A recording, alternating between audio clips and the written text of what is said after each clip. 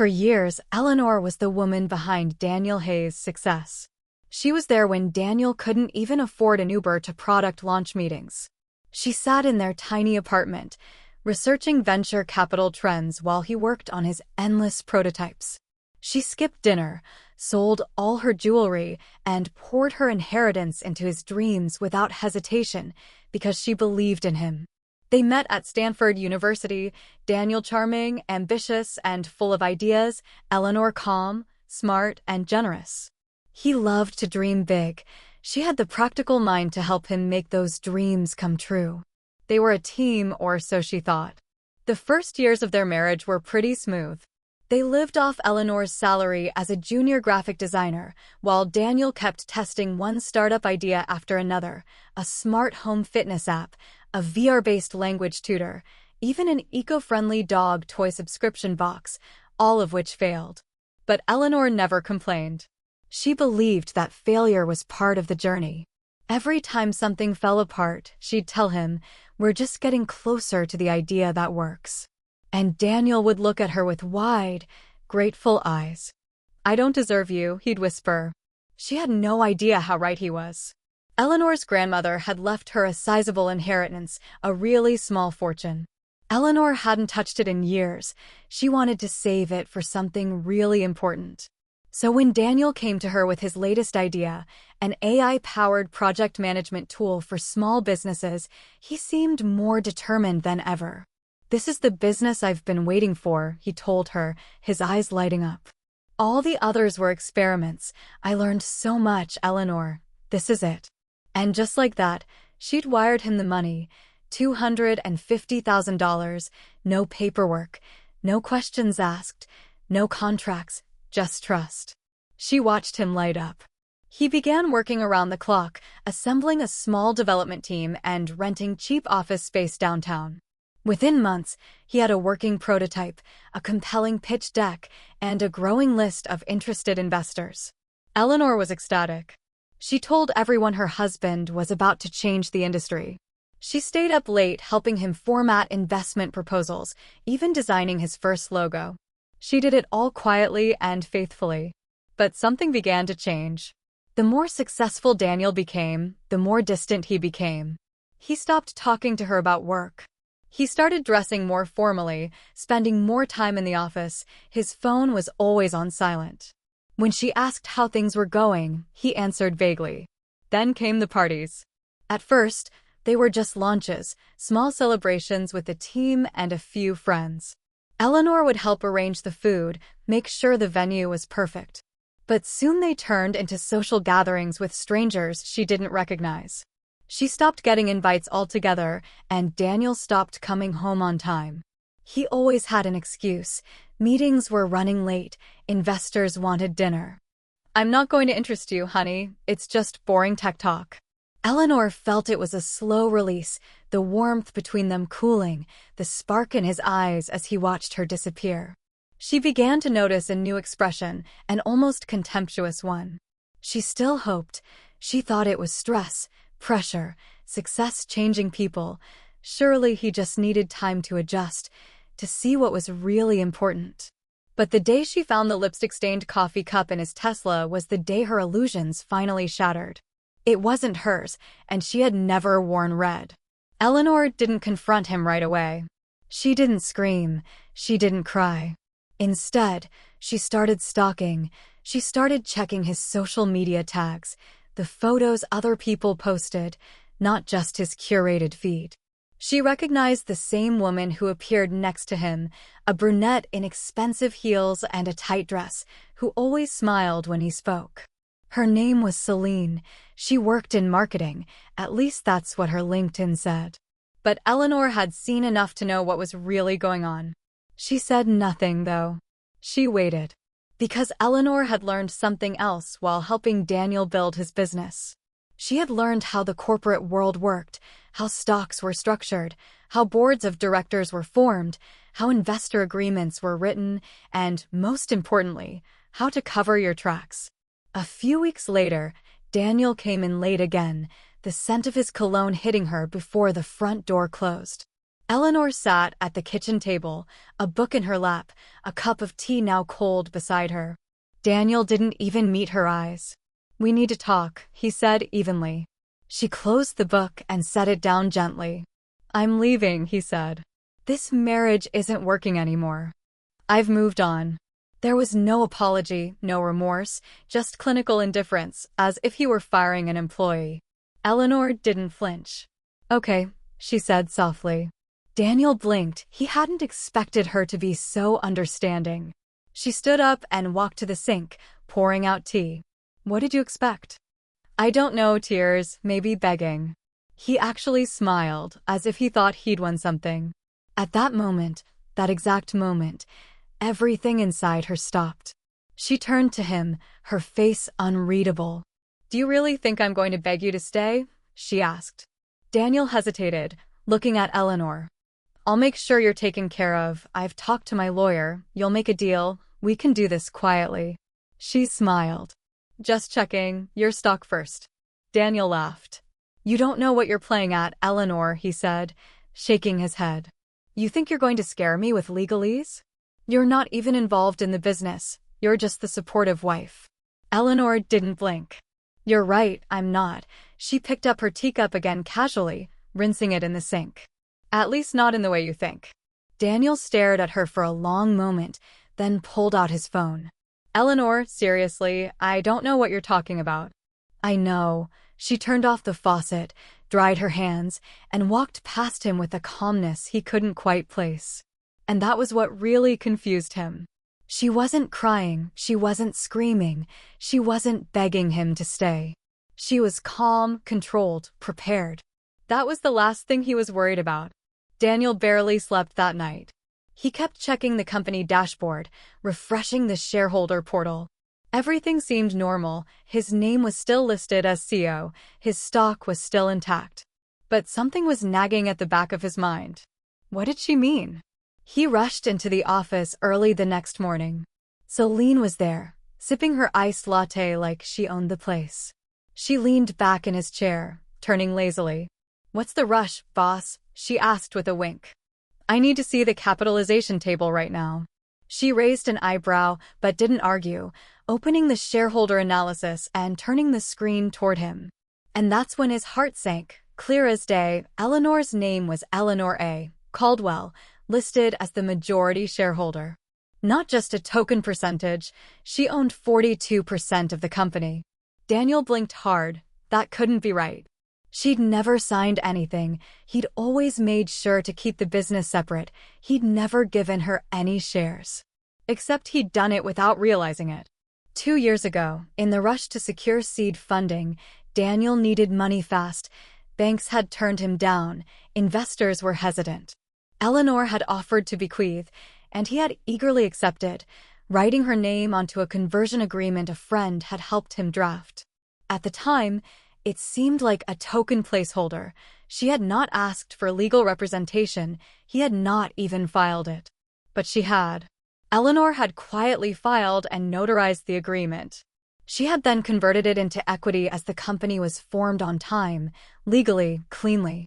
With the help of a corporate lawyer by her side, unbeknownst to Daniel. She had built a paper trail to protect her investment, unbeknownst to Daniel. She had been advised to keep quiet, to play the supporting role, and to wait. And waited. She had done it through the fraud, through the lies, through the rising success and the growing arrogance. She had waited while he built an empire with her money, believing it was all his. "What the hell?" Daniel muttered, skimming the capitalization table. "Is there a problem?" Celine asked, twirling a pen. He ignored her, his hand shaking as he flipped through the papers, Eleanor's signature right below his own. She wasn't just a shareholder, she was listed as a co-founder. And that meant something very specific. It meant she had board rights, it meant she had voting rights, it meant she could do more damage than he could ever imagine. He picked up the phone and called his lawyer. "Brent, I need to talk. No, it's urgent." Meanwhile, Eleanor was just packing methodically. She didn't take everything, just the essentials, a few framed photos, her laptop, the hand-thrown mug from her ceramics class. She didn't touch the art on the walls. She didn't care about the designer furniture. Nothing else mattered. She had spent the last year building something else, something more solid than a house, something that couldn't be taken away with a signature on a divorce. She had spent the year learning. Daniel had never noticed her questioning board governance. He thought she was just playing corporate Barbie. While she had read books about venture capital, he had never seen her meeting with his first investor, how she had convinced him to support a new board structure. If it came to a vote, she had been underdogs from the start. Now it would be his downfall. At the office, Daniel tried to regain control. "You can't do this," he told his lawyer. "She's my wife. We've got an understanding. She supports me." "That doesn't mean she can take over the company, Daniel," Brent said carefully. "She owns 42%. With the right alliance, she could force a vote on the board. And considering she brought in the seed money, she has a strong case." Then he paused. Brent hesitated. "Legally, you gave her everything she needed. You just didn't read the paperwork." Daniel slammed his hand on the table, startling Celine. "I want her out," he shouted. "You can't have a say," Brent said. The next 48 hours moved like a whirlwind. Eleanor called an emergency board meeting. It shocked Daniel how quickly investors reacted. He'd assumed they'd be on his side, but some of them had grown disillusioned with his leadership. He'd missed deadlines, overspent on frivolous marketing, burned through capital like it was monopoly money. And Eleanor, she had the receipts. She presented a clear roadmap of where the company had faltered and how it could recover. She'd done her homework. Even the most skeptical board members had to admit, she wasn't just a silent partner anymore. She was a force. The vote came down to 5 members, 3 in favor of removing Daniel as CEO, 2 against. The motion passed. Daniel sat silently, stunned, as the chairman of the board announced that his name would remain on the founder's plaque, but that from that point forward, Eleanor would serve as interim CEO while the board searched for a permanent leader. He couldn't speak, couldn't breathe. All he could do was look at her across the room. Eleanor was calm, confident, projecting the calm expression of a woman who planned every move like a grandmaster. And she looked back at him with something that wasn't anger or revenge, but clarity. He had destroyed their marriage. She had built her legacy. After the meeting, he stormed into her makeshift office. "This isn't over," he hissed. She looked up from her laptop, calm as ever. "I think you surprised me. You lied to me." "I didn't lie. I protected my investment. You just assumed I wouldn't." "You're not a leader, Eleanor. You don't know what you're doing." She stood up, walked slowly toward him, and leaned in. "No," she said softly, "you don't know who you're married to."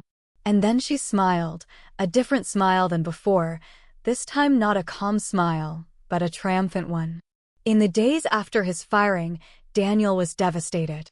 He went to the office twice to try to talk to the team, but security, now informed of the board vote, refused to let him in. The second time, he yelled through the glass door like a madman, while Celine hid behind a cubicle. Suddenly unavailable for comment, his calendar cleared. Investors stopped responding to his emails.